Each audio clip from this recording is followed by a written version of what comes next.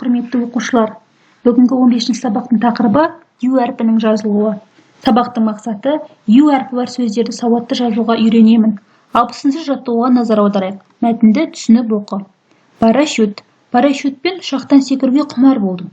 Ол үшін әуелі парашютпен мұнарадан секіріп үйрендім. Содан кейін ұшақтан секіруге талпындым.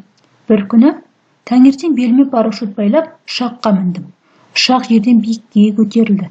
Қорыққаннан жүрегім дүрс-дүрс соқты. Мен секіруге әзірленіп, ептеп ұшақтың қанатына шықтым. Сол кезде ұшқыш қолым көтерді. Ұшақтың қанатынан төмен қарай секірдім. Аздан кейін бір ауылдың қасына келіп түстім. Талғат Бигелдинов. Мендегі мәтіннің сұрақтары мен тапсырмаларына назар аударайық. Мәтінде не туралы айтылған? Мәтінде Талғат Бигелдинов атамыздың ең алғаш парашюттан секіру оқиғасы баяндалған. Ол кісі парашютпен ең алғаш мұнарадан секірген екен. Кейіннен ұшақтан секіріп, үйреніп өзінің қорқынышын жеңген екен. Келесі, мәтіннің алғашқы 3 сөйлемін көшіріп жаз. Ю әрпі бар сөздің астын сыз. Алғашқы 3 сөйлем. Парашютпен ұшақтан секіруге құмар болдым. Ол үшін әуелі парашютпен мұнарадан секіріп үйрендім. Содан кейін ұшақтан секіруге талпындым. Осы алғашқы 3 сөйлемді дәптерімізге көшіріп жазамыз.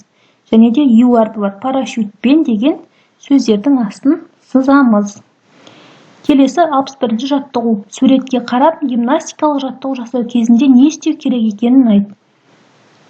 Гимнастикалық жаттығу жасау кезінде ең бірінші екі қолымызды белімізге қойып, аяқтарымыздың арасын ашып, шалқаюымыз керек. Кейіннен еңкею керек.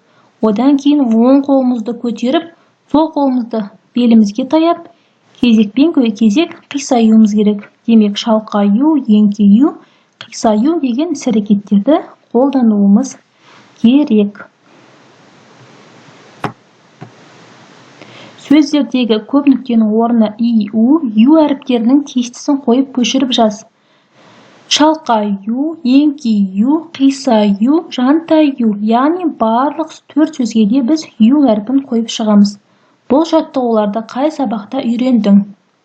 Біз гимнастикалық жаттығуларды дене шынықтыру сабағында үйренеміз. Келесі, сарымен қоршалған сөзге назар аударайық. Ережеге. Сөздегі и әрпінен соң у жазылмайды, ю жазылады. Кию, қию, жию. 62-ші жаттығуға назар аударайық. Сызбадағы сөздерге ортақ әріпті тауып оқы. Неліктен сол әріпті қойғаныңды дәлелде.